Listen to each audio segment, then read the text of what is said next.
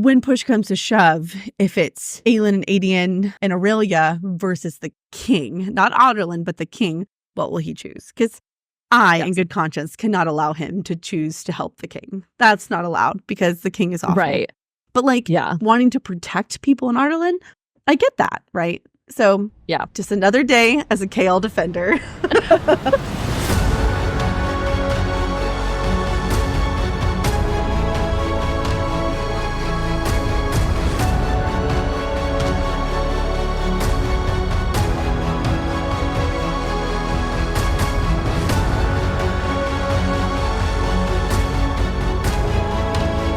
Hi everyone!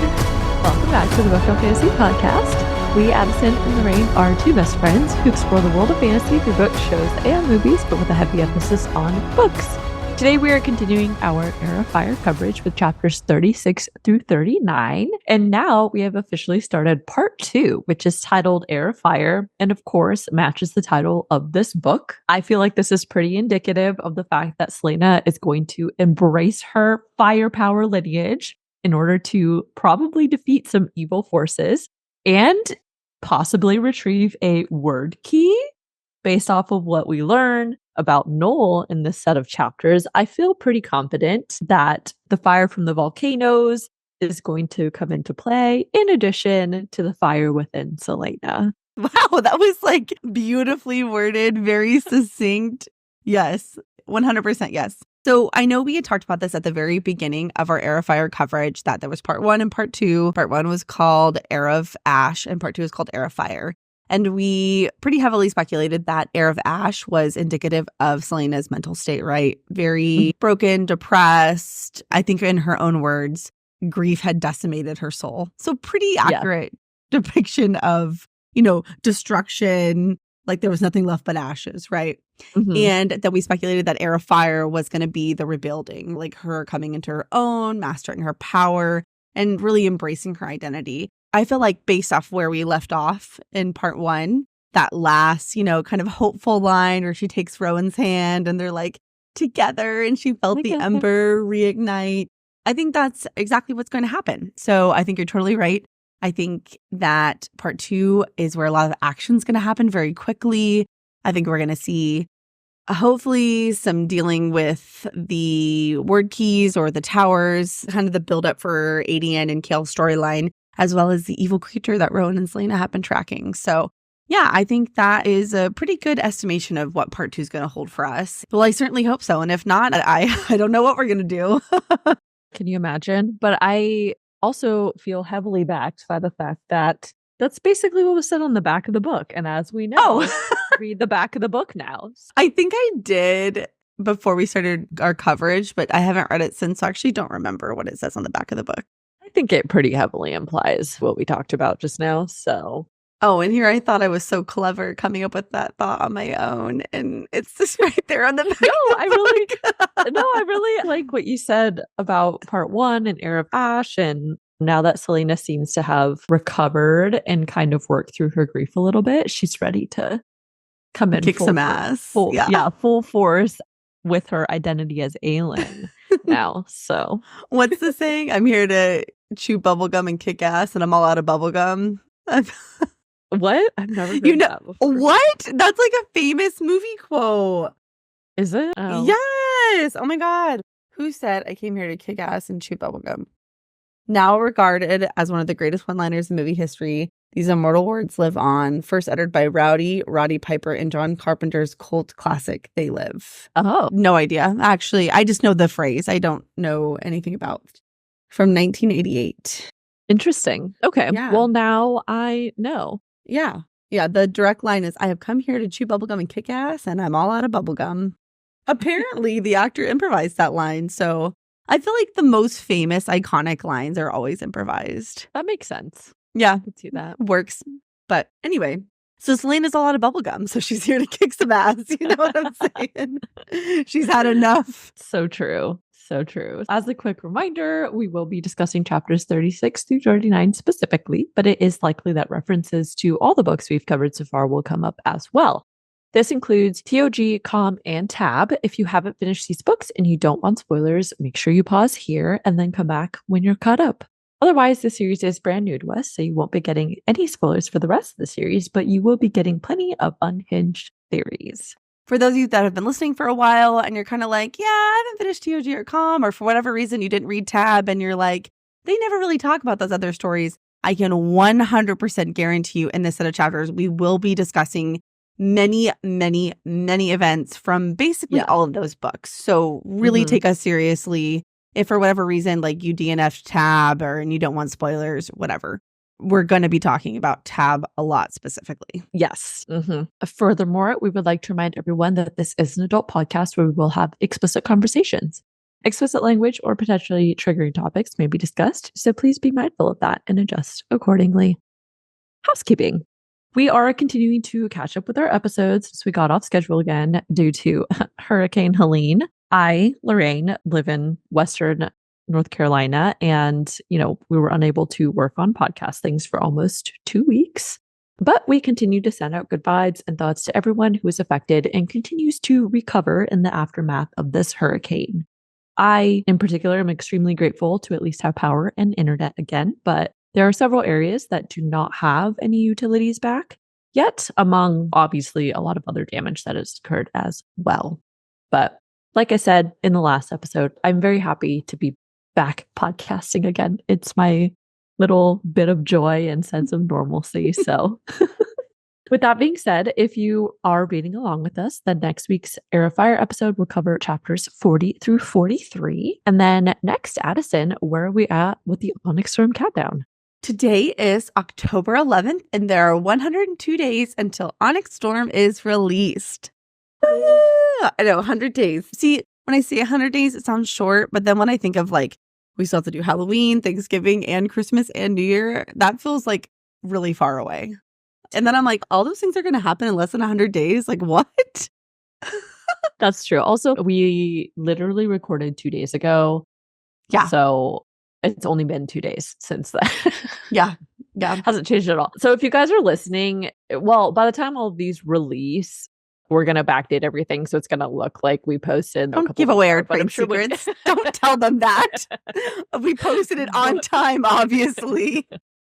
Realistically, we did not, which you can obviously tell when you look at the date and then you listen to the podcast. You're like, what the fuck? This says it was posted. Lorraine, we're teaching them how to find out our charade, okay?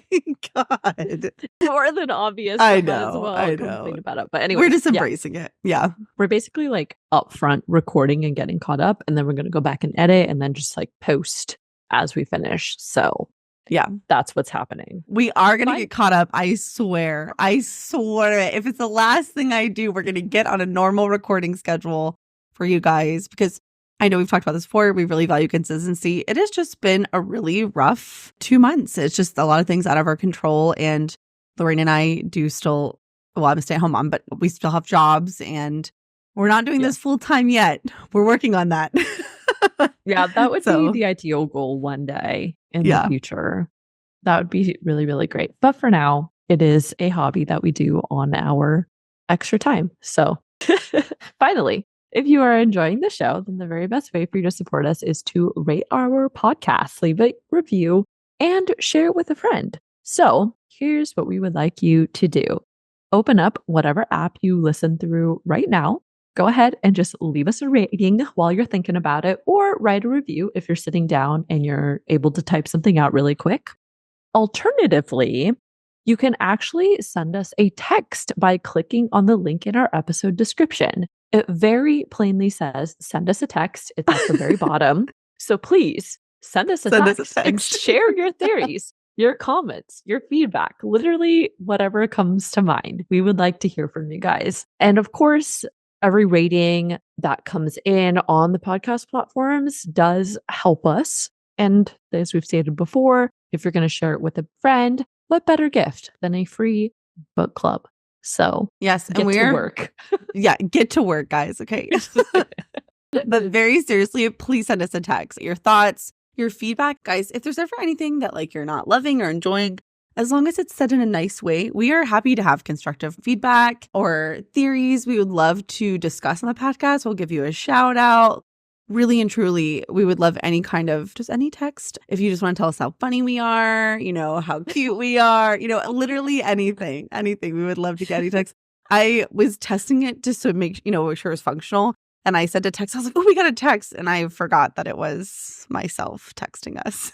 What did you text? I wrote, this is Addison. This is a test. But you know what? I'm going to start sending myself nice messages. So then when I log in, I can be like, this is a great podcast. You did a great job on that episode.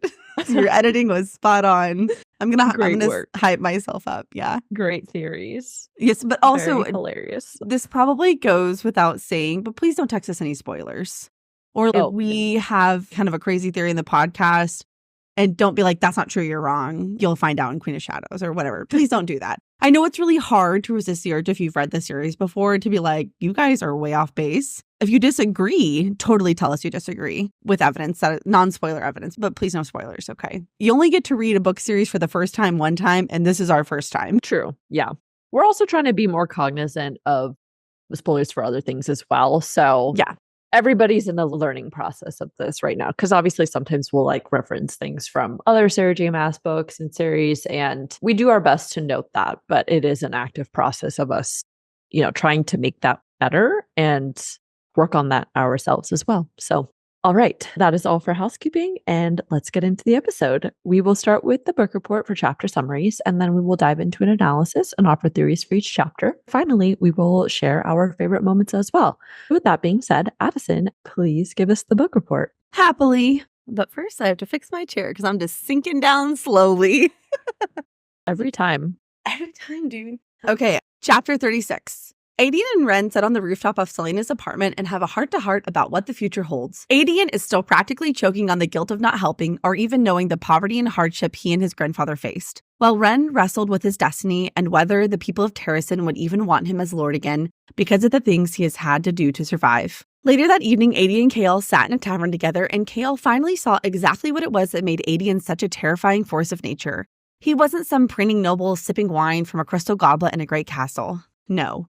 He was here, in a filthy tavern, drinking their ale and making them feel that they were brothers. It was then that Chaol was afraid, not for himself, but for what Aedion and Aelin could do to this kingdom, to the continent really, once they were reunited.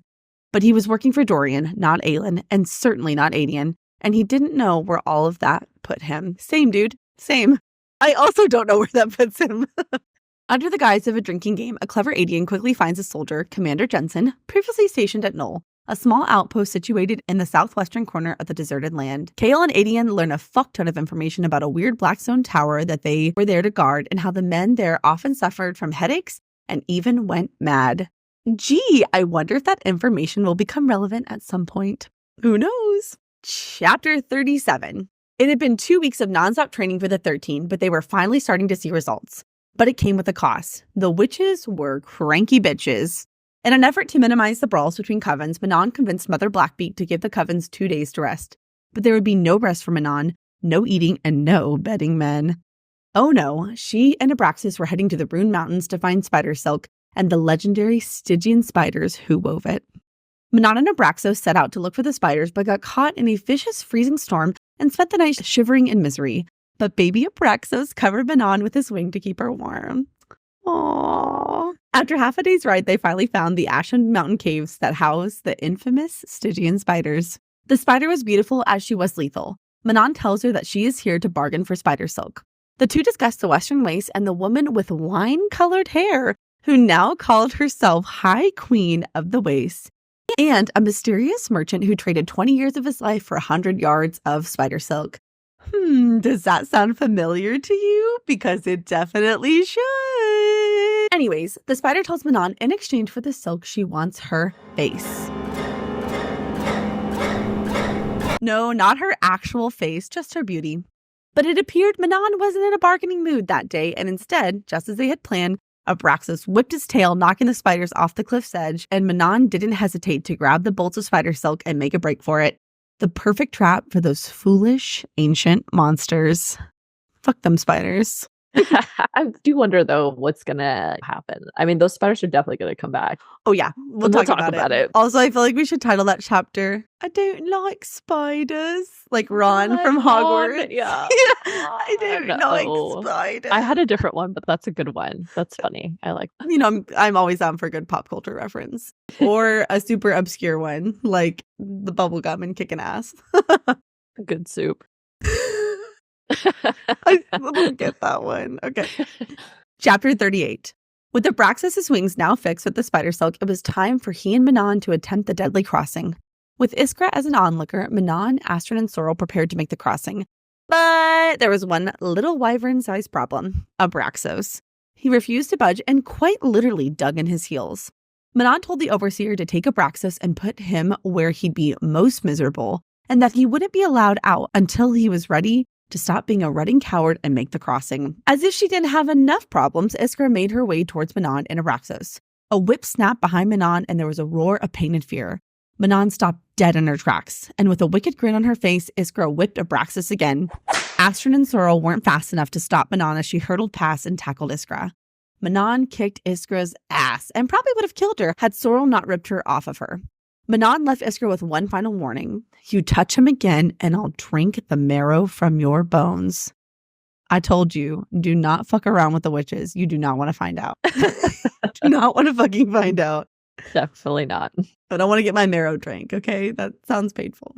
The next day, Manon was visiting Abraxos when she was interrupted by Petra, who insisted that her wyvern, Keely, wanted to share a leg of meat from their morning hunt with Abraxos.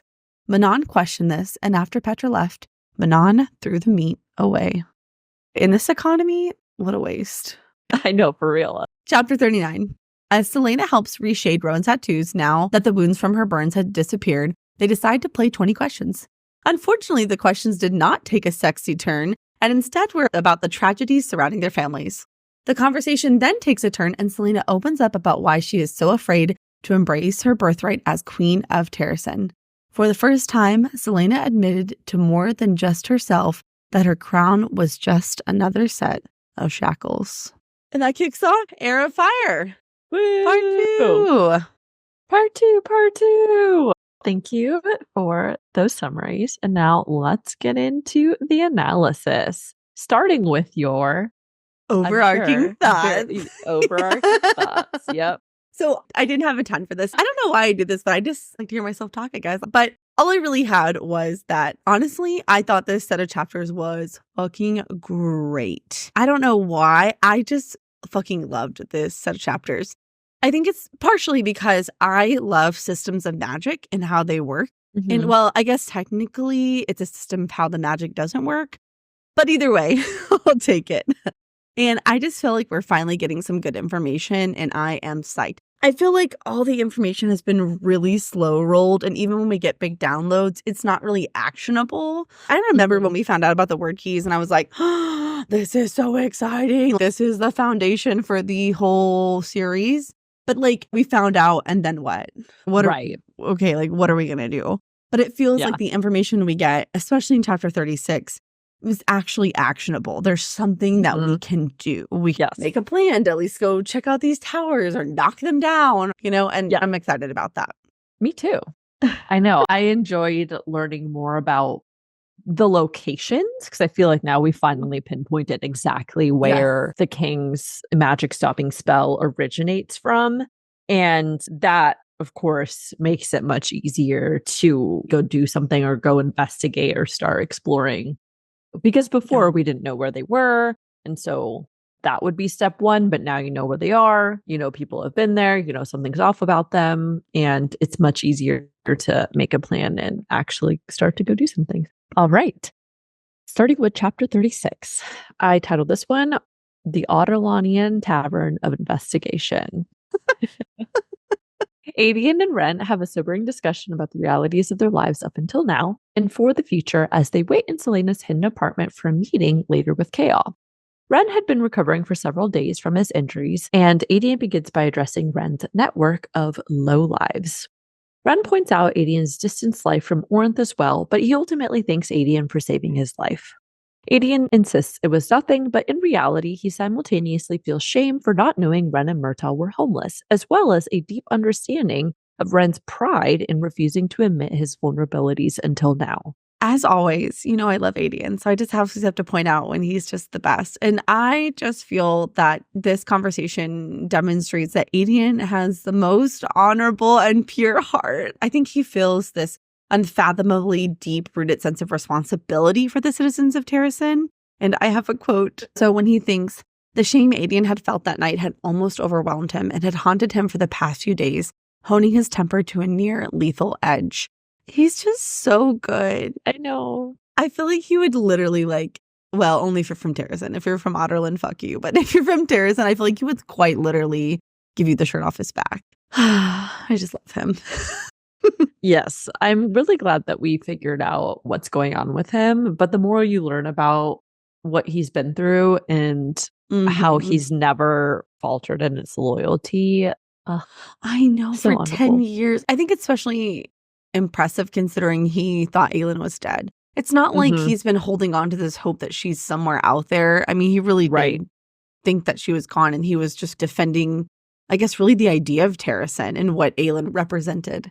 There's just something about that. It's really not like love romantic, but it's like a romantic kind of ideology in a way, Anyway, okay, continue. Aedion is stronger going and better strong. Going strong. They go on to discuss the future should they figure out how to break the spell against magic, with Aedion stating it could make a difference in whatever battles lie ahead. Ren is less optimistic, and Aedion recalls that Ren had 2 older sisters who had been away at the magic school of the mountains when everything had gone awry 10 years ago. Ren remembers how despite having magic, the school had been completely defenseless against 10,000 Adarlanian soldiers. He continues on to state that he wasn't even sure if he could be Lord of Allsbrook again, but Murtaugh, who was only in Allsbrook by marriage, had little interest in ruling either.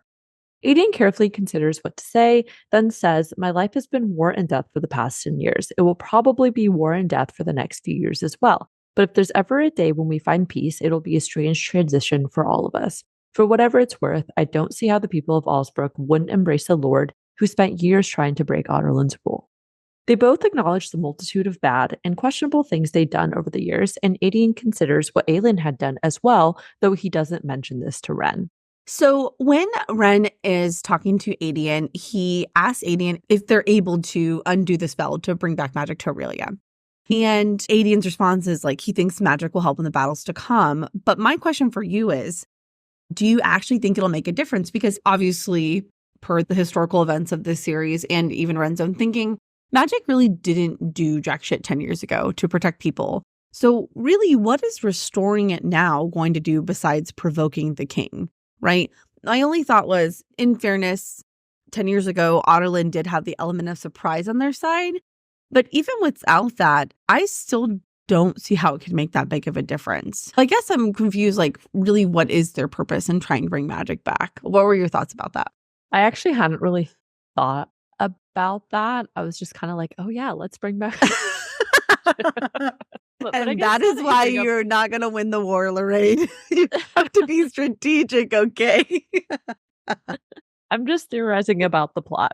I think I just assumed that magic up until this point was for their livelihood, I guess, and just general sense of who they are at their core and just a part of their lives. I think I would need to know a little bit more about what people were doing with magic previously, because we really don't know what life was like for everybody before Adarlan's conquest. We get very little historical background or any information from anybody really about how magic was used in the day-to-day for people. We know healers and stuff, for example, would use their magic to heal people, but I would imagine it was still useful because like they said, the lesser magics and stuff that were related to growing plants or water manipulation, etc., for agriculture and harvesting and stuff like that. So I'm sure it was helpful, to say the least, or maybe they had systems in place that depended on the ability to use a little bit of magic, but their intention for it sounds like was never to be bad the king of Adarlan really threw everybody because he used magic for evil. And I think nobody had really considered that as a possibility. So they just weren't prepared for it. You know what I mean? Yeah. I don't know. Okay. I'm just going to continue to thought experiment that out as we read, because you release magic and then what? Like the king will, Right. I mean, he still has access to magic now, but does it really change a lot? I guess it gives you magic on your side, but it also means potentially there'll be magic wielders on Adarlan's side too. So it's just kind of like, because then I was also thinking too, though, that Adarlan, at least in terms of like actual Adarlanian citizens who would actually want to fight on behalf of Adarlan, they haven't had magic for decades. So they may not actually have any magic wielders. So I don't know. It was just kind of an interesting little thought experiment. No, that's a good question because I hadn't really thought about that. Yeah. And then I just want to say that I just really love this conversation before we get talking about Chaol, because that's kind of out of the emotional part of the conversation, a little bit more to the practical. I just love this character development and vulnerability for Ren. It really shows how honorable he is and how seriously he takes his role as a lord. And I know he's just kind of a side character. I don't think he's going to become super prevalent, but I like that for him. Although I'm going to be honest, I don't know why, but I don't think he's going to make it out of this series alive. I absolutely think he's going to die like some epic death in a battle, like saving or sacrificing himself. But then again, he is the Lord of Allsbrook. I don't think he has any children. So it would be kind of a plot problem, I guess, very minor if they killed him. But anyway, I just think that was really great. And once again, Aedion, he is such a good leader. I feel like he would make a phenomenal king. And that is not a diss at Aelin. I can't even say I think Aelin would be a good queen because she's got her own stuff going on right now. But I mean, she has a good heart. Let me say that. She has a heart for people. But this whole conversation, I think, really proves that Aedion is really in tune with people and their needs. And that is a super invaluable skill to have. And so I like when he's talking to Ren and he says, or I guess it's described, Aedion found himself actually pausing, contemplating. The wrong word, the wrong reaction could make Ren shut up forever. It shouldn't matter, but it did. And I just think that is a good way to highlight that. That's part of what makes him so effective, is that he is so good with reading people and assessing their needs and how to meet those needs. And so he would actually be a great king. I really do think so. I think it was interesting, and we'll talk about it when we get there, but that is something that was considered for them when they were younger, which really adds the context of Aelin and Aedion's relationship. Because we had previously speculated a little bit about, is there something more than just the blood oath going on? And I think now knowing that people were seriously considering having them get married someday says a lot about that. And I think Aedion grew up being taught the ways of the court, what was good and what was needed for Terrasen moving forward and in the future, and has always been in a protective role. And I think has always had to think about other people as a result in a way that's probably a little bit different from Aelin. But also he was like 5 years older. Right. Yeah. And so I think Aedion was more ready to handle some of that training and that information relative to Aelin at the time that magic was lost and when they were growing up and everything. Yeah. There's a big difference between 8 and 13. Just your maturity and understanding higher level interactions, etc. And we'll talk about Aedion being king a little bit in like just a few minutes when we get to that part of the conversation, because I do have a question about that. Ooh, okay. So Ren goes on to ask what Aedion's plan for Chaol is, and Aedion states that Chaol was useful to him and Aelin for the time being, and that he would decide when the time comes if he should keep him alive. Ren then continues to prod about Aelin, asking what she would think of how Aedion operated and what he'd do if she asked him to be her friend or her king. But Aedion insists she'll let me do what needs to be done, use me as the weapon I am, and that he would ultimately deny her nothing. The big question comes out when Ren asks if Aedion wants to be king. But Aedion snarls, all I want is for my people to be free and my queen restored to her throne. Ren points out the antler throne was burned, but again asks for a direct answer.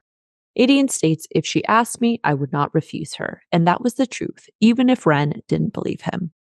We get some inner thoughts from Aedion as he recalls how a warrior king was formidable and that he'd heard the rumors even before the kingdom fell. So, as we just talked about, this line does give some context to this deeper relationship between Aedion and Celaena that we had picked up on. And Celaena also discusses this a little bit in the chapter with Rowan. His final words to Ren before he departs are these: "My only wish is to see her again, just once. That's all the gods will allow me. If they grant me more time than that, then I'll thank them every damn day of my life. But for now, all I'm working for is to see her, to know for certain that she's real, that she survived." Sounds like love to me. I mean, I really don't think that they're going to become romantically involved. I don't think that they're endgame or anything like that, but it really does read like mates to me. Just the way it's described. But again, I don't think that's the case, but I just have to point it out because it's a really intense devotion. But okay, so I did have a question for you. Obviously, we know that Aedion, because per this conversation, he quite literally says, if she asks me, then yes, I will be her king. But does he want her to ask? I mean, do you think that he wants that? The way Aedion is discussing all of this, I did not get the sense that he cares. I think his number one priority is making sure that Aelin is okay. Okay. But I mean, basically, Aedion's entire existence up until this point has been to protect Aelin. Like, that's all he's ever known. That's all he's ever tried to do. It doesn't even seem like it's an option for him to consider doing anything for himself, really. And so if Aelin wanted to have him be king, I think he would do it purely because she asked him to. And I think he would do a great job of that and probably take the role very seriously. But it doesn't read to me that he has any selfish intent behind that. What did you think? It's a really hard question for me. I'm honestly not sure. I think your assessment is pretty spot on based on what we know about Aedion's character so far. While you were talking, it did prompt a thought, though, especially that Aedion's sole purpose is basically to serve Aelin. I don't think it's ever occurred to Aedion that he can do what he wants to do for himself. And I wonder if that's going to be kind of a big character development for Aedion as we progress through the story. Don't get me wrong. I don't think he's going to disavow Aelin or stop serving her, but finally having the space to be like, Aedion, what do you want to do? If you had a choice, what would you do? Or maybe it turns out to be that, assuming both characters meet each other again, that there is going to be a discussion of roles between them and what they want each other's role in their lives to be like moving forward. Yeah. We'll see. But first they gotta overthrow the king. They just gotta meet each other again first. I know. Yeah, that's a long road to go. Sorry. Yeah. Okay, and then I have another question for you. Do you think that Aedion would actually kill Chaol if the time came? Do you think he would actually go through with it? I think previously, when they first met each other, he definitely would have. Sure. Like if it came to it, yes, absolutely. But I think now, moving forward, knowing they're relying on each other for information and basically working with each other now, I don't think that he would. Okay. But I do think that depends on what Chaol ultimately does. Well, of course. I mean, if he anyway hints at betraying Aelin, obviously he's gone. But I just mean from this conversation, because he's like, well, what if he outlives his usefulness? Just killing him because he knows too much. I don't know. It's hard to tell because also thinking about Chaol's motivations now and how Chaol is sitting here once again, like fucking flipping. I was going to say, I was wondering if maybe this is where people were starting to dislike Chaol again because he's flipping back to like, how dare you, questioning just what Aelin and Aedion would ultimately do were they reunited with each other. And I was like, Chaol, come on. He's so scared of them. But I was like, what happened? He should be. I know he should be, but I'm like, dude, despite that, Celaena has never, well, I guess I keep forgetting about the whole you will always be my enemy thing. Yeah. Yeah, where she almost killed him, quite literally almost stabbed him. Yeah. Okay, well, maybe. It's a hard question, right? My first instinct when I read this was like, oh, no, never. Absolutely not.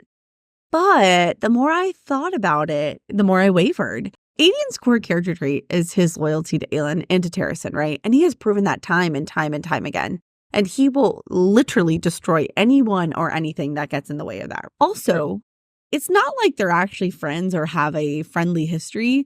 They have barely tolerated each other's existence over the years. At the beginning of the story, when Aedion's introduced, Doran and Kara are like, Aedion, they're not really very friendly. And something I keep forgetting is that Chaol is from Adarlan. Like, he is born and raised Adarlanian citizen, right?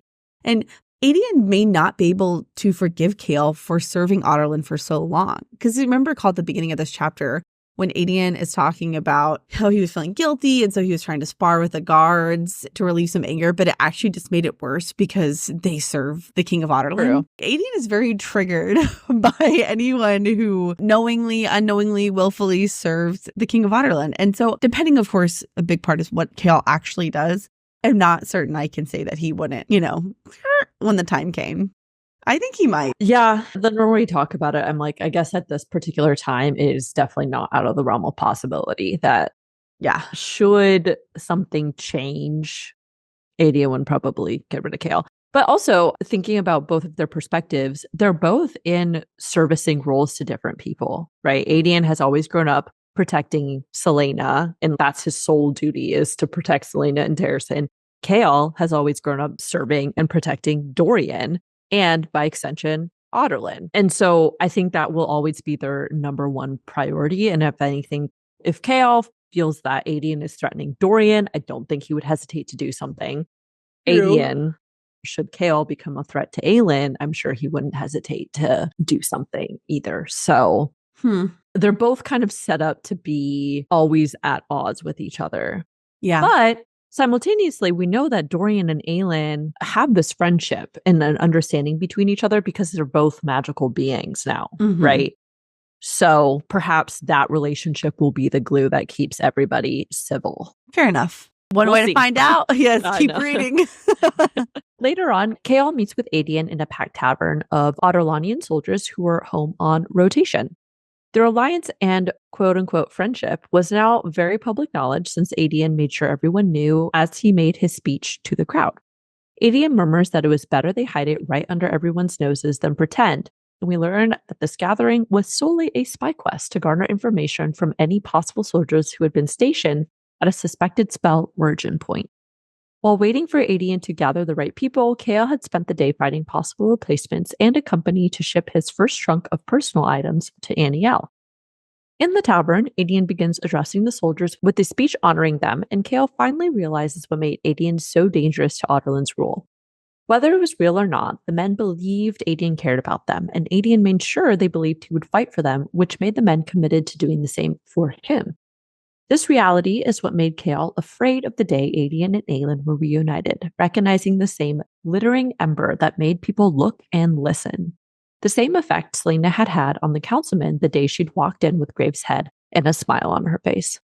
The two of them together, both of them lethal, working to build an army to ignite their people, he was afraid of what they would do to his kingdom, because this was still his kingdom. He was working for Dorian, and he didn't know where all of this put him. I felt like the sentiment, as I alluded to earlier, perhaps is what makes people wary of Chaol. The continued conflict that Chaol has about helping Celaena versus being loyal to Dorian and Adarlan. But it really does make perfect sense for Chaol and his character, as we've discussed so many times. Chaol has always been loyal to his country, and he may no longer be on board to serve the king directly, but Dorian is part of the crown, and his loyalty to him is still very strong. And so that connection to Dorian is what keeps him tethered to, by extension, protect Adarlan and make sure that it wouldn't be completely destroyed if and when Terrasen rebuilds. And of course, I don't think Celaena would destroy innocent people. Not with intention. Right. And we also know she doesn't even really want to rule anyway. But I guess from Chaol's perspective, it's hard to say what would happen when someone has to account for the anger of an entire country of people once put in a ruling position. Yeah, I want to offer some perspective here as a Chaol defender because, again, I can only make assumptions based on what we read so far. Chaol has not done anything unforgivable, in my opinion. But I feel like people are like, well, he's not automatically on Aelin's side, so he's bad. And I think that's really unfair. And so to offer some perspective on that, we live in America. And I'm not getting political, so like don't hit pause. Do not turn your headphones down. I'm not getting political. I'm just kind of making a broad commentary wherever you fall on the political spectrum, right? We live in America. And I think it's fair to say, like any country on this earth, there are a lot of great things about our country, but there are also a lot of problems, things that we can make better. There's always opportunity for growth, right? And I would say the general sentiment seems to be that, in particular, America has a lot of problems that we need to work on solving. Okay. Yes.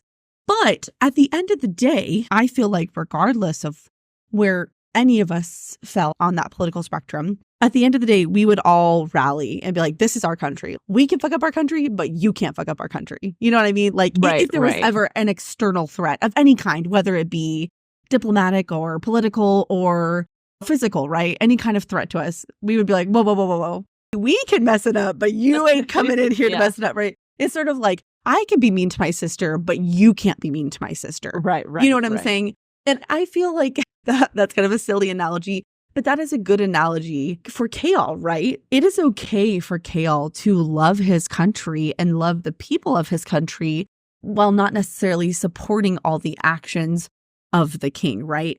And so I think people conflate, oh, he's defending the king. And I don't necessarily think he is defending the king or his actions or supporting or aiding him in his conquest. He loves the structure of his country. He loves the people that live there. And so to me, it reads like he is afraid that if Aedion and Aelin were to take over, that they would enact retribution against innocent civilians of Adarlan as punishment for the king's actions.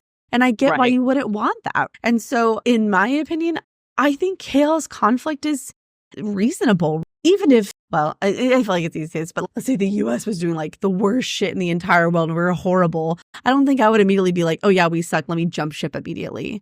That's really hard to do, especially because nationalism is a strong part of Chaol's identity, as it is for a lot of people in both fantasy and real life, especially when you serve your country, right? And not to make a military analysis, but he's quite literally like general or whatever. He's a high-ranking military member, right?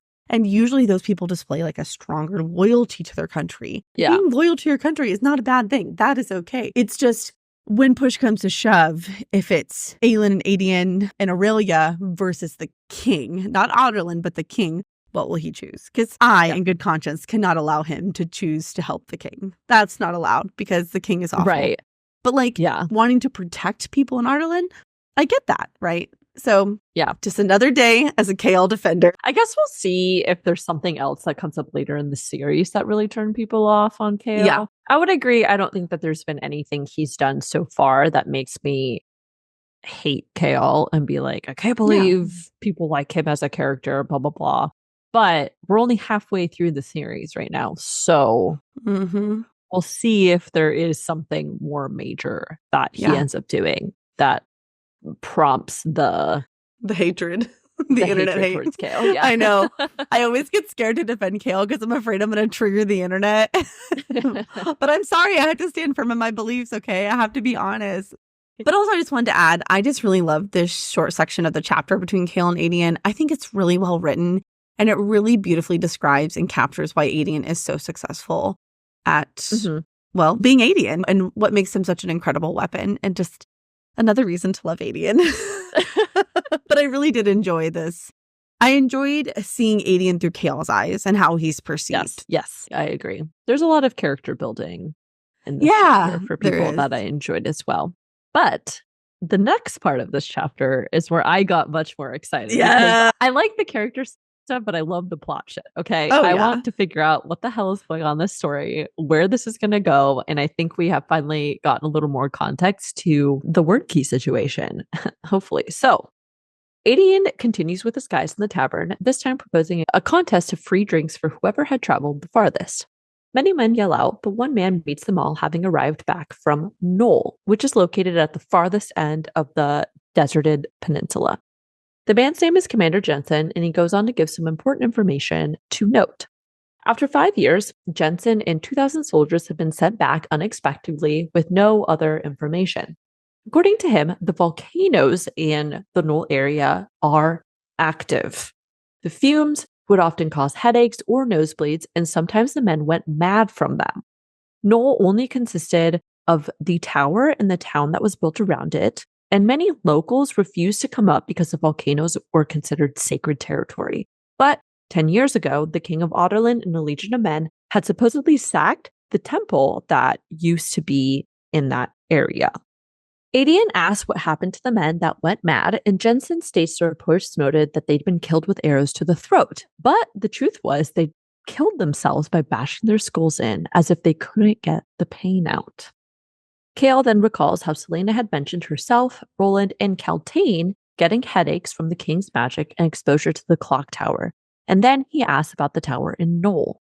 Jensen states the men were never allowed in, but everybody hated it. The tower was built with the same black stone as the Glass Castle's clock tower and was constructed around the same time. We also learn there was another tower in an outpost at Amaroth, between which messages were exchanged. Chaol remembers Amaroth was the other possible origin point. Between the clock tower, Noll, and Amaroth, the points created an equilateral triangle that Chaol was sure had to be part of the spell. And if you're looking on the map, just for reference, Amaroth is the most northwestern point of the map. So it's all the way up here, in case people haven't looked at the map and you're trying to picture where it is. Chaol had sworn to keep Dorian out of it and did not want to get close to the clock tower, but perhaps he could test the theory on a small scale, which would mean he needed Dorian. Okay, I have many thoughts. So first thing, it's time for a throwback to TOG and Com. It's headache alert, baby.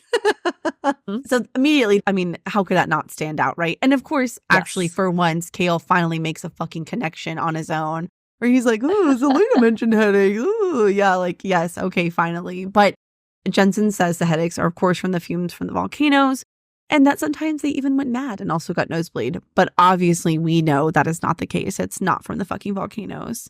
I thought it was interesting that in particular, like when they go mad, they bash in their own skulls as if they couldn't get the pain out. And I felt like that was very evocative of some of the descriptions of Celaena and Celaena's experience in Com. Roland, I think, would complain of like mild headaches, but we kind of saw the progression of Celaena's ailment. Deterioration, yeah.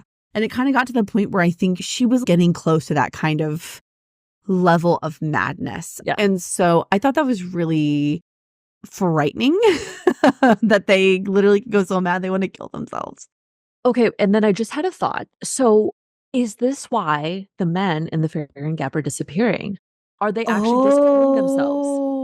Oh, that's right. Because remember, we had that long conversation about whether the witches are killing them or not. Doing it, and now I'm like, oh shit. Maybe what if they're just going mad? Yeah, and that's why they're disappearing. It has nothing to do with the witches or anything, but it's only just because they've been exposed to the area for too long. So long.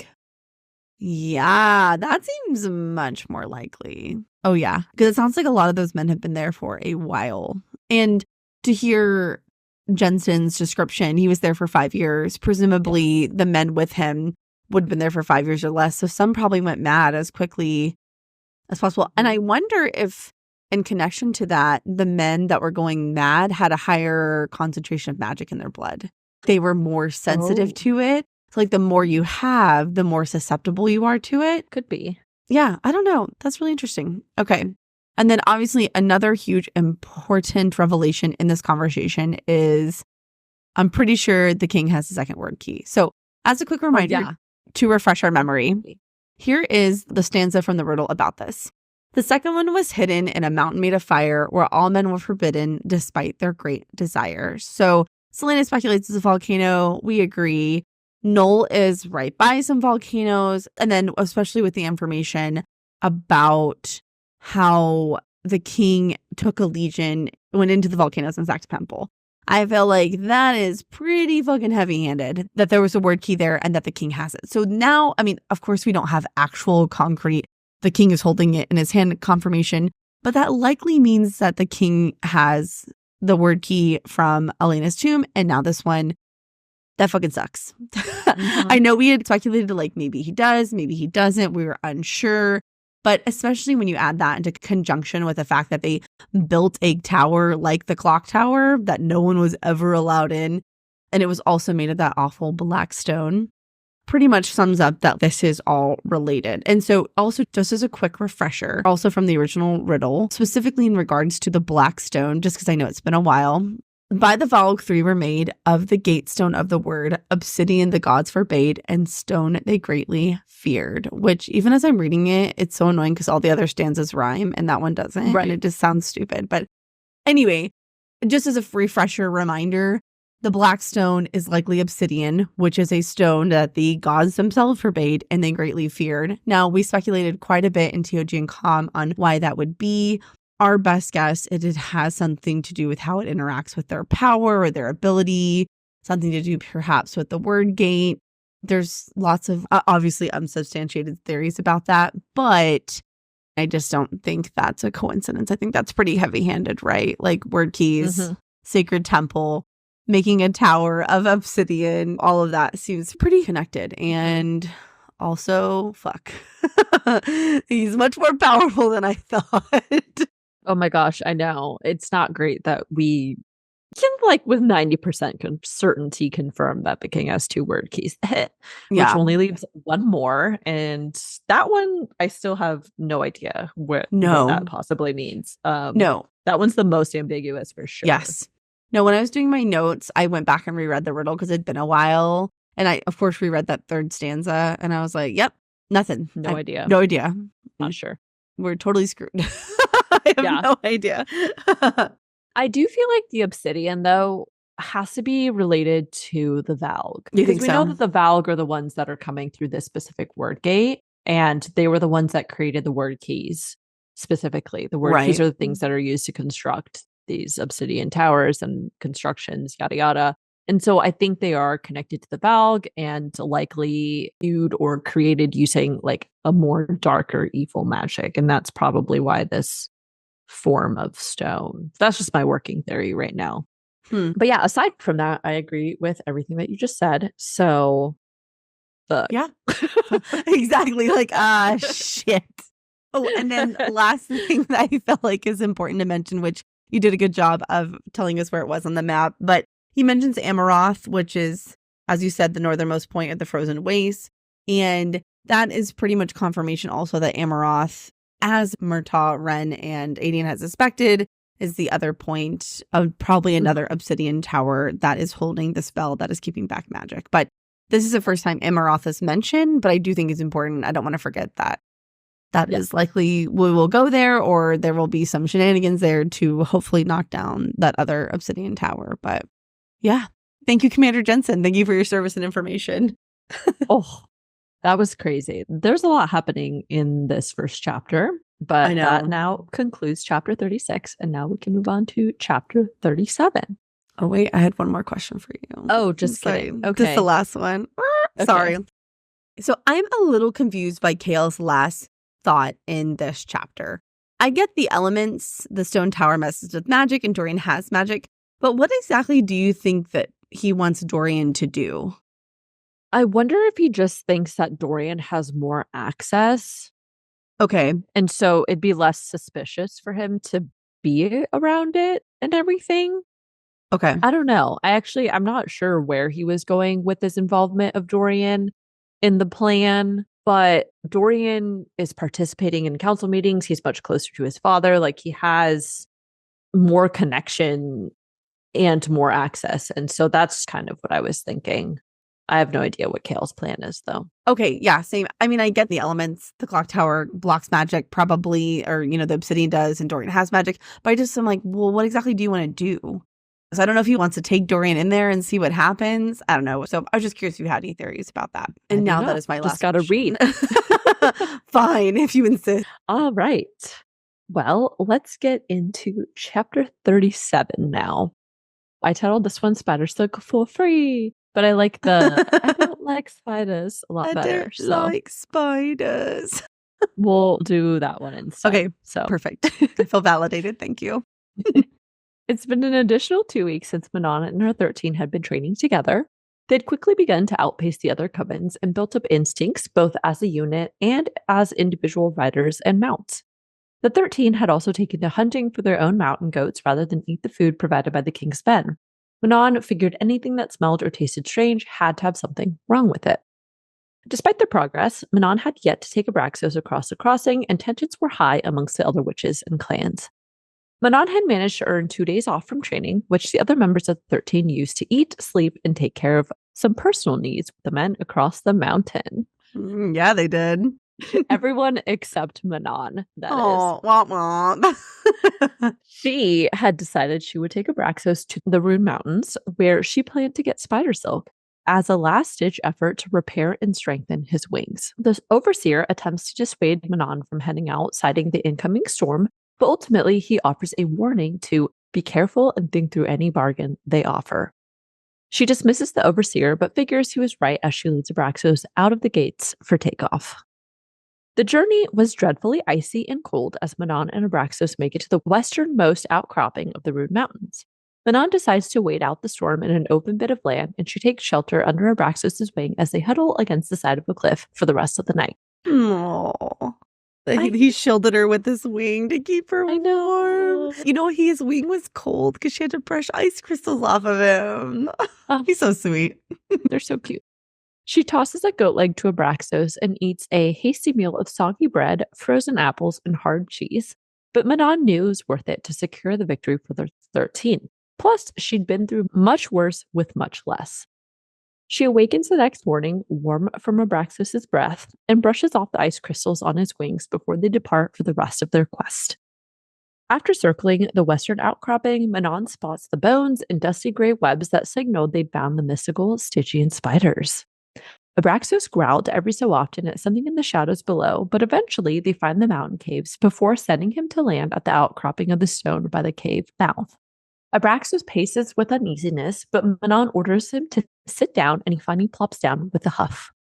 Soon after, an otherworldly feminine laugh greets them, and Manon faces the cave to see 3 massive shadows and several ancient eyes looming out at them. They exchange preliminary greetings, Manon referring to the spider as sister, and the spider muses, "I suppose we are sisters, you and I. 2 faces of the same dark coin from the same dark maker, sisters in spirit, if not in flesh." This did stand out to me because it makes me wonder if perhaps the origin of the Valg and the Stygian spiders is the same, or perhaps it's indication that the spiders were created by the Valg, just as the iron teeth are a product of the Valg as well. Especially the phrase when you say dark maker, that gives very dark, being like demon-esque or evil. Yes. And so I had the exact same thought. Obviously, Manon, the Iron Tooth Witches are Valg in face. I was wondering if maybe the Valg bred with some kind of spider, because the description of Manon flying over the Rune Mountains is that there are spiders of all different shapes, sizes, etc. But I also wondered too, later on in this conversation, the Stygian spider, the main one, she says something about when I can get back to my human form. So the implication to me being that she has a spider form and a human form, but she's stuck in her spider form because magic is gone. And she says something to that effect, like if magic ever returns for my female form. So that makes me even more susceptible to the idea that the Valg perhaps bred with maybe a descendant of the spider, or her in her human form or something. I don't know, but that definitely stuck out to me, that there's some kind of connection in the way that they were made, quote unquote, or created via some kind of breeding or magic or something. I mean, it's obvious that this is a very powerful magical being. She can quite literally eat dreams, whatever that means. So that's a very evil, dark, magic-y thing to be able to do. So origins, probably not good. Yeah, I do wonder if maybe they were some type of shifter, because they do mention a shifter being, a magical being that has like an animal form, but it sounds different from the Fae. This seems like a separate type of being that could still shift into some kind of creature or whatever. But yeah, I don't know exactly what that means. The Stygian spiders are, like what kind of being they are or what form they primarily take. But it was interesting that they mention having a human-like form. So the spider walks out to reveal its massive but elegantly built gray and black body. Manon makes a comment about understanding why the Blue Bloods worshipped them, though the spiders counter that it had been a while since they had received any sacrifices from them. They go on to discuss a bargain, Manon stating she would need 10 yards of the legendary silk to reinforce Abraxos' wings. The spider commands Silk to be brought out for inspection before she makes the bargain, but while they wait, it asks Manon where she got Abraxos from. Manon informs her of the agreement the witches had made to serve the king in exchange for the wyverns, which they would use to reclaim the western wastes after their service. The spider states, such a delightfully nasty curse. You won the land, only for the cunning Krakens to curse it beyond use. Have you seen the wastes these days? Manon admits she hadn't, and the spider goes on to give us all an update of its current state. A merchant had come to the spiders a few years ago and had stated the wastes were now ruled by a young woman with wine-red hair who had deposed the former mortal High King ruler. She now referred to herself as the High Queen. Manon vows the supposed queen would be her first kill once the witches returned, but the spider goes on to give information about the merchant. The merchant had formerly been a shapeshifter before magic disappeared and had been stuck in his mortal body when he'd come to bargain 20 years of his life for some silk. He had not realized that with the bargain, some of his gifts had been transferred to the spider, who couldn't use them either, but now it wondered what it would be like to see the world through your pretty eyes, to touch a human man. Obviously, with this information from the spider, it has to be a reference to Ansel and the merchant that Celaena talked to in the desert story from Tab. And based off of this, we know that Ansel is still alive and that this merchant was a formerly magical being, which is very exciting. Well, and not only is Ansel alive, but she did what she set out to do, which was to get rid of the High King. I don't know if it was her plan to make herself High Queen, but regardless, she exacted the revenge she wanted to on behalf of her families. In a weird way, I am happy that Ansel got that vengeance. I hope that brings her some closure and some peace. I have a feeling that this is just foreshadowing that Ansel will be back, not in reference, but in a, very physical way. Mm-hmm. I am now wondering if Manon and Ansel are going to come to meet, and perhaps Celaena will have to get involved in that. I don't know. But especially for the Spidersilk merchant, I am just, oh my God, first of all, we called that shit. We knew that shit was going to be important. I don't know what it was about that interaction. I was like, bookmark, we're going to come back to this. Yeah. So we were right. Thank you very much. And I feel like this, again, is just more foreshadowing that merchant is going to come up again. I know that we had talked about how that merchant would fit into our story. We strongly speculated in Tab he would be back and that Celaena would go and slay the spider, giving him back his years. But now I'm like, how else?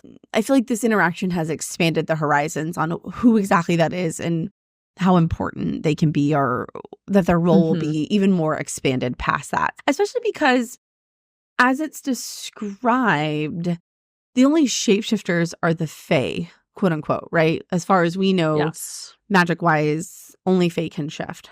But she doesn't describe him as a Fae, she describes him as a shapeshifter.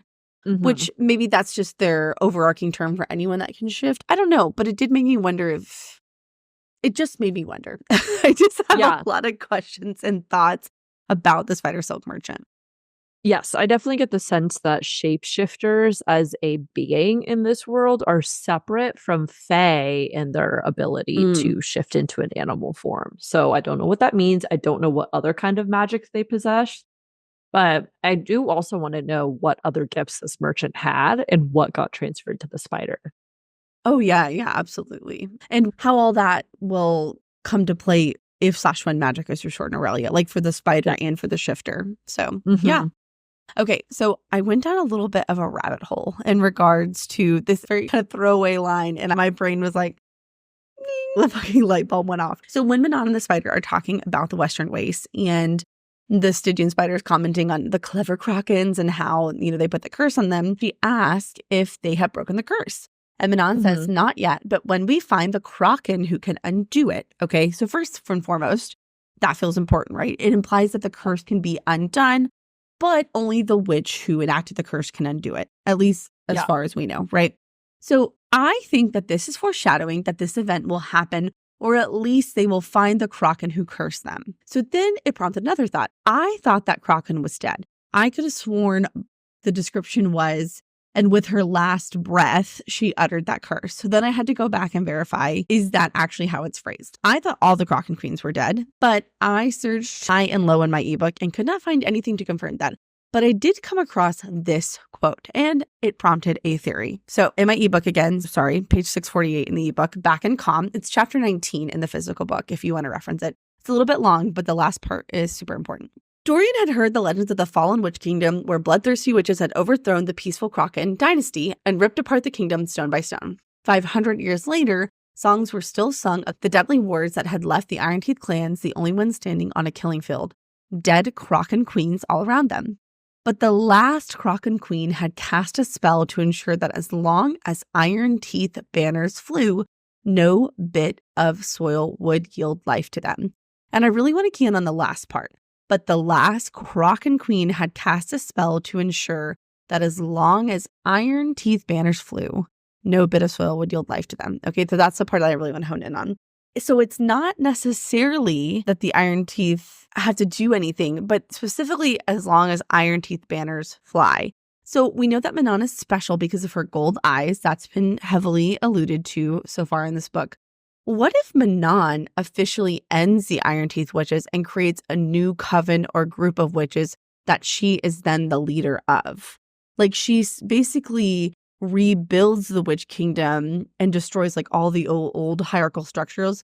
And that's how they're able to break the curse. It could be related to that because as you were reading that, it made me think, well, I did find it a little bit odd, but I didn't know what it meant. But later when Petra makes that comment about how we're supposed to be flying under one banner or whatever. Yes. And the thing with Petra, yes, because Petra keeps popping up and Manon's like, this conversation means something. We know that specifically Blue Bloods have this higher connection to the world. And we know from not this set of chapters, but that the Blue Blood matron was the one who prompted the witch wars 500 years ago. There's a comment about like it was her kind of premonition or something that she was the one who sparked the conflict by getting the Iron Teeth witches to unite and defeat the Krakens. And so it makes me feel like there's something to this Petra Manon kind of back burner storyline. I don't know. Yes. It really just like bing, bing, bing, bing, bing. Like the alarms are going I off. do like that theory. Whatever it is, we know there's something unique and something special about Manon. And so I like this theory. And I would not be surprised if maybe she finds a way to break this curse or something. So to continue, the Spidersilk is brought out and Manon admits it was glorious to behold. She asks for the price and the spider ponders what would be worth taking from her. It ultimately decides that taking years of life is worthless to a witch, but taking Manon's beauty would be worthwhile. The spider states that beauty could win you a king. Perhaps if magic returns, I'll use it for my woman's body. Perhaps I'll win a king of my very own. Though Manon didn't care about her beauty, she states she needed to inspect the silk first. The spider offers a perfectly sliced square, and Manon walks to the cliff edge by Abraxos and pretends to inspect it in the light. Her plan now in motion, Manon points out an imperfection which riles the spider up a bit, and the others thud closer to see for themselves. Manon tells it, "You think I'm going to give away my beauty for second-rate weaving." The spider yells second-rate in disbelief, but it was now positioned perfectly at the cliff's edge. On cue, Manon states, "It seems I'm not in the bargaining mood today." And then Abraxos whips his tail at the spiders, sending them careening into the ravine below. Manon quickly stuffs the yards of silk into her empty saddlebags and then launches back into the sky with Abraxos just as they'd planned. The perfect trap for those foolish ancient monsters. That was so fucking awesome. So let me ask you this. Do you think that this is going to be a problem for Manon later? Do you think this is going to come back up? Oh, yeah, it has to be. Because those spiders are going to be okay. pissed that she took so much spider silk for free. She got all that for free. Okay, she didn't have to pay shit for it. But I will say, I don't know what I was expecting, but I did not think she was going to get away so quickly like that. I know. Like, I don't know why. I just thought there was going to be like a more epic battle or something in place. Yeah. Or she was going to end up having to bargain. So I thought it was kind of funny that all she did was like flip them off the edge of the cliff and then was like peace and disappeared. Yeah. I was gonna say okay. The Stygian spiders, not hard to dupe at all. Like kind of underwhelming considering they're ancient powerful beings. I mean, she literally gave them the finger, but Abraxos fucking whipped his tail. She took that shit and left. I was like, know, that, it's like, it's that easy to steal it? Are you joking? why are these other people out here bargaining 20 years of their life? They should just kick them off the cliffs too. But anyways. I just picture Okay. like Manon's like, I'm out. She's fucking takes off with that spider. Bye, bitch. Yeah. Bye, bitch. See you later. Yeah, pretty much. Okay. Yes, I'm very interested to see how the Stygian spiders come back up because now they've been mentioned a couple times. So, Yes. and no, they're as you going to come back said, for sure. Yeah. I wonder if they can't leave the caves. And maybe they don't. Why? I don't know. I mean, they don't seem like they normally do, right? Maybe. Guess we'll I don't find know. out. Yeah, maybe there is something that like ties them specifically to the mountains. I don't know. So that ends chapter 37. Moving on to chapter 38. I titled this one, Whoop Ass. After returning... Oh, you should have titled it, I came here to chew bubblegum and kick ass, and I'm all out of bubblegum. I know. Manon is out of bubblegum, and so is Celaena. Oh my gosh, I know. But instead, she has Spidersilk for everybody. That's true. Not for everybody. Only for her and the Overseer and Abraxos. After returning back, Manon gives a foot of Spidersilk to the Overseer after he grafts some of it onto Abraxos' wings. His wings now shimmered at the right angle of light, but she told no one where she'd been since the risk had been murder-worthy. Now that Abraxos' wings were healed, today was the day Manon would finally fly the crossing, or so she thought. Manon, Astrid, and Sorrel stood ready at the mouth of the northern fangs. Should something go wrong with Abraxos, Manon was to jump from him and get picked up by either Astrid or Sorrel's wyverns. She wasn't particularly happy with this plan, but it was the only way she'd been allowed to attempt the crossing at all. Manon makes her checks and then pulls the reins, commanding Abraxos to go. Some of the other witches, including Iskra, watching closely from the viewing platform above. Unfortunately, neither the first tug nor the second got Abraxos to move, his wide eyes looking back and forth between her and the crossing in terror. She attempts to reach for him again, but he dodges her, and Manon hears a soft laugh from the platform. After bucking away on the fourth attempt, one of the men brings out a whip, but Manon warns him to stay away, and then goes on to insult Abraxos for his cowardice. Cowardice?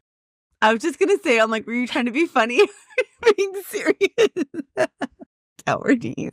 I feel like I've heard it both ways before, but... Really? I would say cowardice, but maybe I'm wrong. Cowardice. Cowardice. Okay. She's very mean to him. I was like, let Abraxos be. I was like, baby is scared, okay? Yeah. Astrid steps in to tell her the wyvern couldn't understand her, and Manon almost slips out that he could, but she threatens him with isolation in the smallest and darkest possible pit. But he only bares his teeth at her, and a battle of pure audacity ensues. So I was wondering if Abraxos is hesitant because he's scared of flying, or if there's something out in the crossing that he senses and doesn't like. We already know he's responded to flying pretty well with Manon. Right. And he even journeyed out to the Rune Mountains in a storm perfectly fine. And so it's weird that he is so against flying across the crossing now. Yeah. I mean, it could be that he's still afraid just because this is a much more steep. If something goes wrong, you are for sure dying. Oh, yeah. But still, I was like, we know he can fly now. So. Yeah. Well, it doesn't align with his character because, as you pointed out, he's super brave. He literally wasn't even scared of Titus, who was like the biggest, baddest, meanest, nastiest, you know? Right. And he like took him down. He faced Stygian spider. Abraxos hasn't really seen the type to be afraid. I know he was hesitant for that initial flight. Yes. Which I get. He's never flown before. Yes. But, you know, I'm on your side. I think that is kind of weird. I'm going to say that's canon for me. There's something else going on there. And it's not just about the nerves of crossing.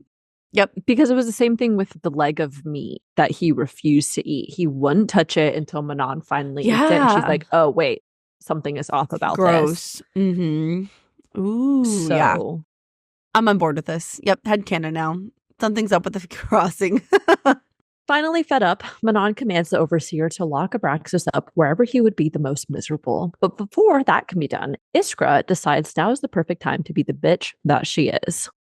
Iskra goads Manon by stating they say it's not the beasts who are the problem, but the riders, loud enough for everyone to hear. Without a response from Manon, she takes the whip from the Overseer and whips Abraxos, who roars out in pain and fear. Manon stops dead in her tracks, and Iskra whips Abraxos again. Before anyone could stop her, Manon goes Fight Club on Iskra and whips her ass right back. Iskra gets in a couple swipes, but ultimately Manon wins the round, so much so that she had to be pulled off by Sorrel and Astrid. Sorrel assures her through her haze of fury that Abraxos is fine, and he was. Realizing they were on the edge of starting a witch war, Manon warns Iskra, "You touch him again and I'll drink the marrow from your bones," before walking away. That's what you get, Iskra. Damn straight. I fucking hate Iskra. I hate her. She's so annoying. She really is. She's just like a mean girl. She's like, Yeah. Dislike. She deserved that. The next day, Manon learns Iskra got the can of whoop ass she deserved, and then finds herself visiting Abraxos in his cave. Okay, so this is kind of a weird little tangent I went on in my mind, but I just have to put it out there so I can stop thinking about it all the time. So this is like a generic commentary about witch politics. As we know, Iskra gets a second beating that night from her mother, the Yellow Legs matron, for the blows she gave Abraxos, okay? It's also referenced a few times that the matrons specifically go out of their way to avoid conflict. At least from the Blackpeak's perspective, they instruct them to avoid that, try not to brawl. For example, going so far as making them draw straws for their mounts instead of fighting it out. If the three matrons are able to control themselves, and I wouldn't say that they're friendly in any way, but they have let's call it like a healthy respect for each other, why don't all the covens replicate that behavior? Like the way it's described in the set of chapters, and I guess really the whole book, is that basically the covens, there's just so much hatred and infighting, they can barely control themselves. They're just constantly brawling all the time. Right. But the matrons themselves, you think the behavior would be reflected from the top down. And so that just seems kind of weird to me. Yeah, that is kind of odd that between witches individually speaking, they'll fight with the other clans, but the matrons do seem to try. I don't know. Maybe it's just because the witches are so bloodthirsty, it's kind of hard to control from an individual level. I guess. Or maybe they're a lot younger too, maybe. It just seemed kind of odd to me when I was thinking about it. Because the witches, they respect the chain of command. So it's like if Mother Blackpeak says absolutely no fighting, it's surprising that they do it anyway. And especially because the matrons' behavior, they all seem pretty civil and go out of their way to maintain that civility. It's just kind of weird. It was just bugging me. No, that's a good point. I don't have a good explanation for what that is. Yeah. But. I mean, her own mother beat her daughter. Iskra deserved it. Don't get me wrong. But like for your own mother to do it as a way to ensure that there's peace between the covens, to keep her in line, it's like, do you get what I'm saying? It's just weird to me. Yeah. I just had to get that off my chest. So interestingly, Petra, the blue blood heir, appears at the stairway entrance with a goat leg in her arm. Petra starts the combo, commenting on the fight between Manon and Iskra, and then passes along the goat leg, stating her wyvern, Keely, is that how they said it, had wanted to share the meat with Abraxos, freshly caught from her flight that morning.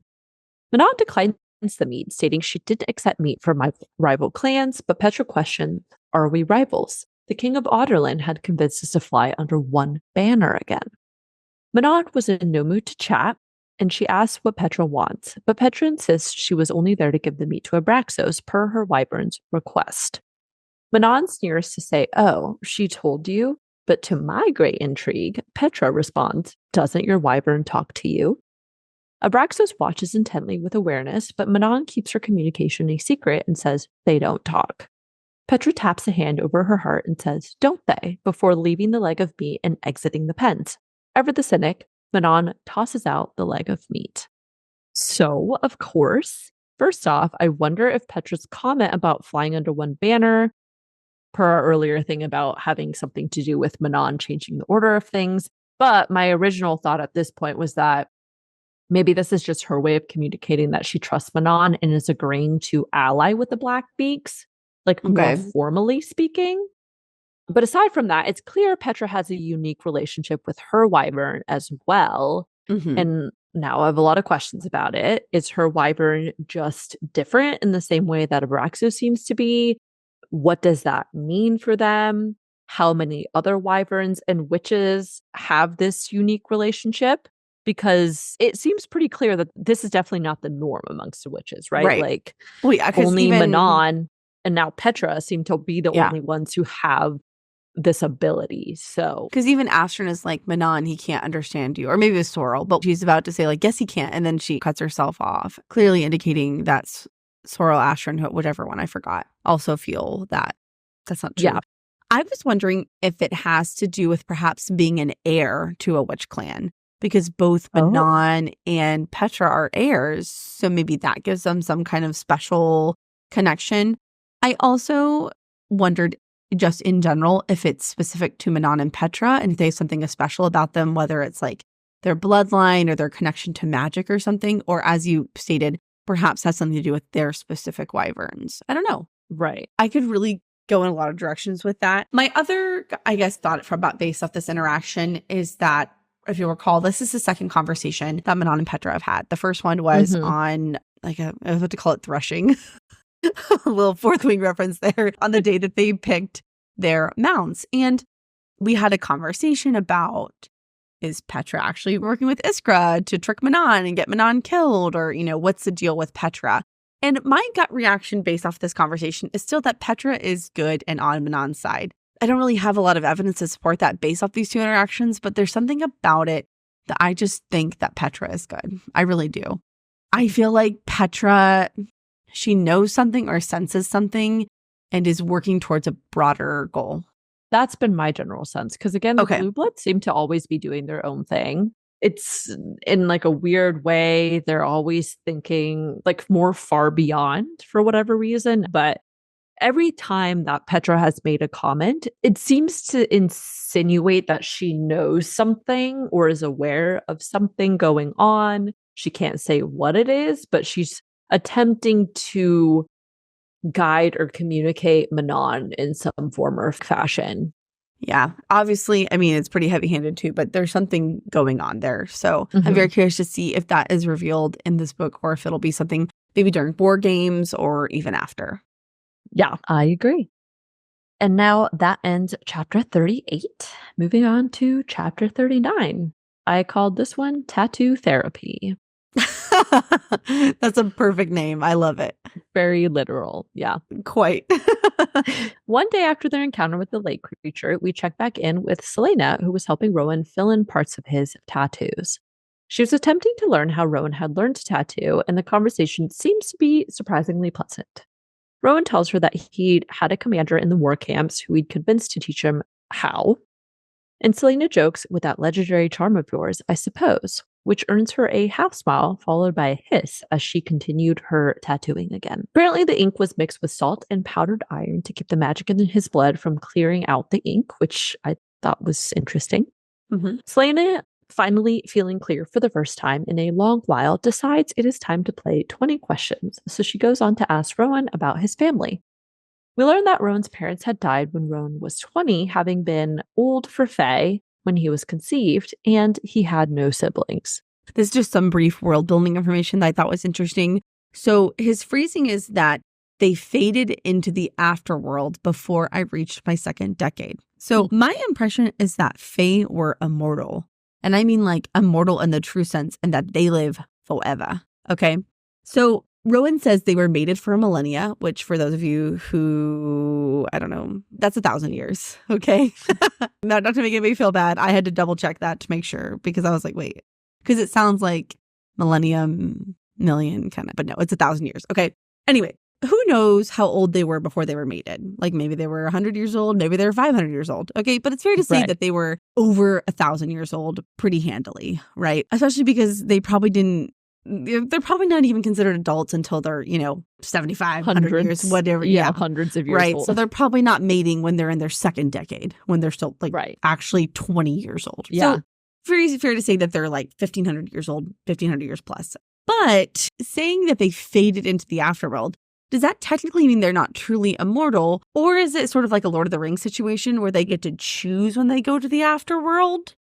But then I thought, okay, if they get to choose, why would they choose to leave their only child when he was so young before he reached his second decade? Because we know that in general, in fantasy series, Fae children are extremely cherished because it's very difficult for them to breed. They don't have children very often. Rowan even says in the 1,000 years, he was the only child that they were able to have. So it seems unlikely that they would have a child and decide to go to the afterlife, like willingly choose to go to the afterlife when he was 18 years old. So then I'm like, I guess they're not truly immortal, which is kind of interesting. I don't know. I dwelled on that for a while. So I'm kind of interested in what the dealio is at. Or I wonder if Maeve unalived them or was like, nope, you're going to the afterworld.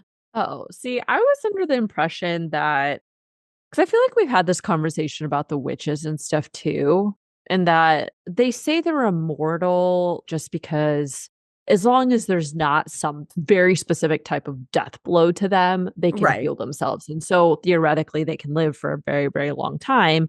And like 1,000 years or whatever is a really fucking long time. And so by that sense, you're basically immortal. So I hadn't thought about the Fae's existence as true godlike immortality where you can never die. Mm-hmm. And then to speak on Rowan's parents' situation, I just assumed he meant that they were older for the Fae and they just died of natural causes just from aging. Yeah, but he says they faded into the afterworld. And then Celaena even thinks she was going to dwell on what that other way to describe death was, but then got distracted. Fading in the afterworld is a very different way to say they died. You know what I'm saying? That really implies there's some sort of ceremonial process or something. I just thought it was interesting. Okay, I didn't read into it, but we'll definitely bookmark it. I just kind of interpreted it as just the Fae's version of what they believe in or describe as happening to people who die. So, because Celaena doesn't really seem to be that well cultured realistically about Fae customs, heritage and customs. She knows some things, but not everything. And so I just kind of assumed that this was like a customary part of life for the Fae. But it could be that there's something else going on. Fair enough. Okay. I just thought it was interesting. So after that, he asked Celaena if she had any siblings, and we learned that Evelyn's pregnancy with her had been complicated, so she never conceived again after Celaena, but she had been very close with her cousin. According to Celaena, they fought and loved each other like siblings. Celaena goes on to think about Aedion, who she hadn't dared name aloud in the past 10 years because she felt she had failed him unforgivably. She'd avoided learning any more details about what he'd done in the North over the years, though she couldn't blame or detest him for what he had become. She figures it was sheer luck or fate that they never run into each other at the Glass Castle, because not only would he have recognized her, but if he knew what she had done with her life, his hatred would make Rowan's look pleasant. Ugh, that made me really sad. It was both beautiful and really sad. You know, I'm glad Celaena does in fact remember and miss Aedion as much as he does her. But it's disheartening that she believes he would hate her for what she has done with her life over the past 10 years, because we already know from Aedion's perspective that he could literally never hate her. Never. Like, no. Never. Well, and especially, I don't know why, but I just think about in that dream sequence after she burned those ancient manuscripts and he's like, who gives a shit about some stupid old books? He's like, when we get older, we'll burn that whole fucking library to the ground. And you're like, whoa. Whoa. Okay. But his quite literally undying devotion and loyalty. And then for her to think that, and I think that's really reflective of how Celaena feels about herself. Celaena has so much self-loathing for the choices that she's made. And so she just assumes that everyone around her, especially from her past, would feel the same way. I don't know why when I read that, but it made me want to cry. I know, because it's like, not true. And I'm like, he loves you. He loves you so much. I know. Especially coming off that quote where he's like, he would do anything just to see her one more time. And I'm like, oh my God. I can't wait for them to be reunited.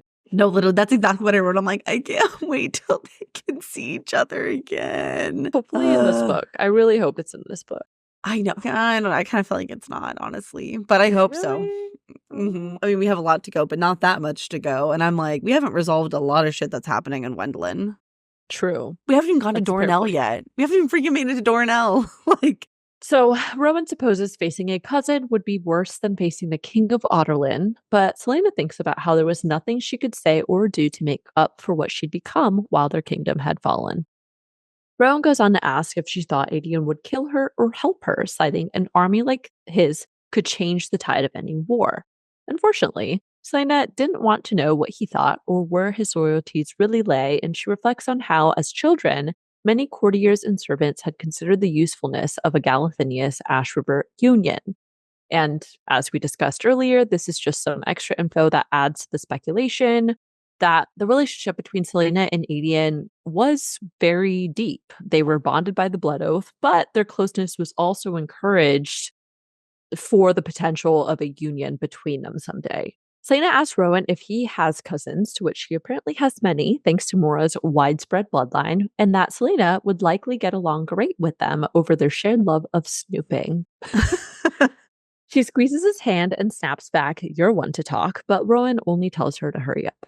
She gives him a vulgar gesture, which Rowan catches to remark, "That is not very queenly." He continues their semi-flirtatious but serious conversation to ask why she is so scared of facing her birthright and taking back her kingdom. He says, "Give me one good reason why you won't take back your throne. One good reason, and I'll keep my mouth shut about it."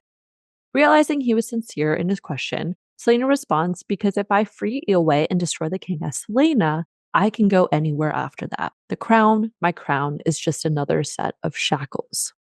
She realizes how selfish this wish was, yet Rowan, to her surprise, asked her to elaborate on the shackles, so she tells him about Erebin and how he had used shackles as part of her training. But she refrains from mentioning Endovir and how this particular shackles had been crafted with people like her in mind. Celaena wasn't ready to discuss Endovir with Rowan yet because she couldn't stand the idea of him pitying her for what she had endured without having to explain that one day she would free everyone from Endovir. Rowan was not done with those questions yet and asks why she stayed with Erebin. And we get some clarity around Celaena's true feelings finally, and she reveals that she had wanted to disappear from the world and her enemies, but also hide from herself because she had always known she had wanted to hurt people the way I had been hurt, and it turned out that I was very, very good at it. I did think that line was interesting because you can take it literally in terms of her role as an assassin, but I also think the subtext relates to how she's rarely, if ever, let people in to knowing who she really is. I think opening herself up to love and friendships has always been a challenge to her. And with everything we've learned, it makes sense because so many of the people she's loved have been taken away from her. And we know that Celaena has a prickly exterior, and to some extent, it's obviously been an intentional defense to keep people from getting too close and inevitably hurting her when something bad happens to them. Oh, yeah. That's a really little good double meaning there, too. See, I took it similarly, but kind of in the idea that she had enough introspection at a young age to know that she has a vengeful personality. She has a temper, right? And that if let loose, she would quite literally go out and intentionally hurt people the way that she and her family and the people of Terrasen had been hurt. And so in a way, it was sort of quite literally a way to keep herself shackled so that she didn't just set herself loose on all of Adarlan and burn it to the ground in retribution. Right. So it's kind of like her own imprisonment to protect other people from her wrath. Is kind of how I read it too. Yeah, that definitely makes sense as well. But I feel like we've learned so much about Celaena's internal motives that I don't believe that she really ever intentionally wanted to hurt people that were good. No, You know, I think it was more, and so that's why it was easier to just keep people out and to turn them away before they got too close because she just knew that people in her life have a tendency to die or, you know, be gone some way or somehow. So she continues on to say, had she been left alone, she would have died, wound up with the rebels where she would have been found and slaughtered by the king, or grown up so hateful she would have been killing Adarlanian soldiers from a young age. Rowan raises his eyebrows, but Celaena decides she's had enough sharing for one night and states, "You thought I was just going to spread my whole history at your feet the moment I met you? I'm sure you have more stories than I do, so stop looking so surprised. Maybe we should just go back to beating each other into a pulp." Eyes gleaming with near predatory intent that had my arm hairs raised in anticipation, Rowan says, "Oh, not a chance, princess. You can tell me what you want when you want, but there's no going back now." She responds coyly, which earns her a grip on the chin, and Rowan states first, "We're not friends. You're still under my command. Second, whatever we are, whatever this is, I'm still figuring it out too. So if I'm going to give you the space you deserve to sort yourself out, then you can damn well give it to me. Celaena studies him for a moment, then says, deal, and our chapter comes to a close. Leave it to Rowan to ruin a nice moment. I don't know why it turned that way. It's kind of weird. Like, that was weird writing to me. I was just like, it was like a whoa, weird exchange what? because the read on it as she was talking about this was not that Celaena was uncomfortable or that Rowan was prying beyond what she was offering, but then she just turns and is like, I'm not going to tell you anymore. Very defensive. And then Rowan gets defensive. And I'm like, why did that happen? Well, and it's like they were both sharing really nicely. Both of them were giving each other the space to share what they wanted. And so then he's like, I'm still figuring it out too. And I was like, whoa. It was a very abrupt tonal change in the conversation that I didn't really feel like aligned with how it was leading up. It was weird. I agree. It came out weird. Yeah. You know, it's funny that you say that. Even when I was writing the summary, I remember struggling with that. I feel like I was trying to over-explain how the conversation got there. So that's why I kind of altered it the way I did. But now that as you say that, I'm like, that explains why I was having such a hard time incorporating that and even into the summary. Because I was like, where the fuck did this come from? It was like really out of left field. Yeah, it really was. So I don't know. Maybe this is just a testament to the fact that they are both very... Sharing is hard for them. Yeah, you can say that again. But... with that, we have finished our analysis. Now we just have our favorite moments left to share. So I love when Aedion is talking to Ren. Really, just that whole scene was really nice, as we talked about earlier, for their character development. But specifically, I like when Ren says, they burned the antler throne, and Aedion says, then I'll build one myself from the bones of our enemies. Oh, that's like psychotic behavior. What do you mean? No, it's cute because he wants to support Celaena so badly that he will do anything. That's loyalty that is one of a kind. But similarly, I also had a quote from Aedion that I really liked. He had so many fantastic thoughts and quotes from chapter 36, but I liked when he says, my only wish is to see her again, just once, if that's all the gods will allow me. If they grant me more time than that, then I'll thank them every damn day of my life. But for now, all I'm working for is to see her, to know for certain that she's real, that she survived. Oh, Aedion. Why is there not more fan art from Aedion? That's what I would like to see a lot of. I get scared to Google fan art because I'm afraid the caption or someone will be like, R.I.P. Aedion, and I'll be like, no. So sometimes I'll ask my sister, I'm like, send me some no and spoiler fan art of this character, just because I really enjoy seeing them. So if you've got any good fan art of any of the TOG series up to where we are, please don't send us anything from further books. Absolutely, please send it to us. Yeah. Like 1000%. Please. Just for my own personal consumption enjoyment. But similarly with Aedion, he is just so clever. I don't know why, but using the drinking game to find someone who was from Noll, the outpost, chef's kiss. How brilliant to be like, let's play a drinking game. Whoever's the farthest who gets to drink.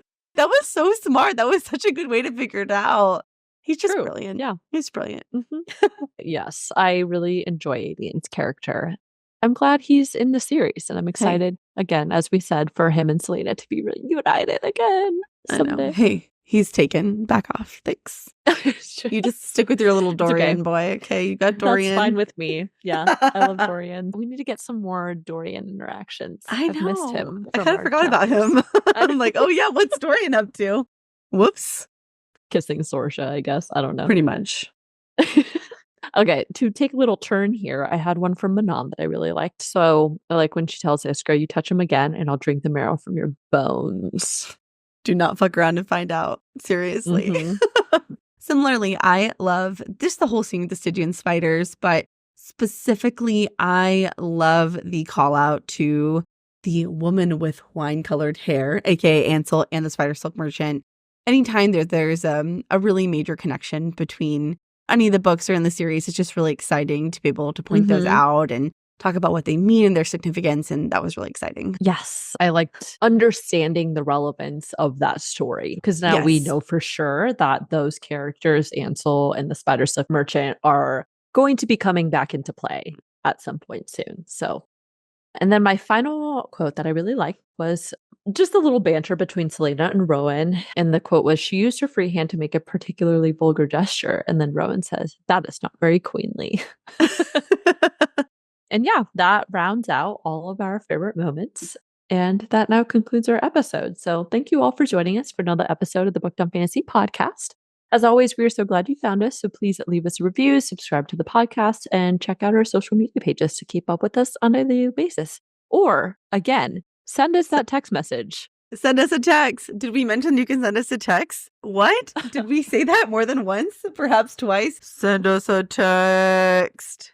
Right now. Watch me get like one troll text that's like, I hate you guys. I have optimism. I think people will be nice, but it would make our day if somebody sends us a text message. So please do that. A nice one. Nice one. Anyways, that's all we've got for you guys today. So stay nerdy, everyone, and we'll catch you all next week for Heir of Fire episode 8. Bye. Bye. Send us a text and stay tuned for some bloopers. Beep, beep. Aedion is still practically choking. I forgot to take a breath. I could feel myself running out of oxygen. It's like weird. Under the guise of a drinking game. Okay. Under the guise of drink. I know I have not been drinking this morning. Gee, I wonder if this. Oh my God! Every time I'm trying to be funny and cute. Oh God. Okay. What is happening to my camera? Oh my God. What is it? You're like, I think that's really weird. It's like some exorcist shit. What is happening? Oh my God, stop. I'm just gonna like some like voodoo, like please my equipment. Please. Like, thank you. Just like sage. Like, yeah, like seriously, like it's spooky season, okay? I will not scream. I will not scream. Scream in absolute rage. Well, bloopers are gonna be good on this one. Petra, the blue blood heir, appears at the stair. Ugh. Mother Black Bear, the blue bear. Blue bears, yellow bears, all the bears.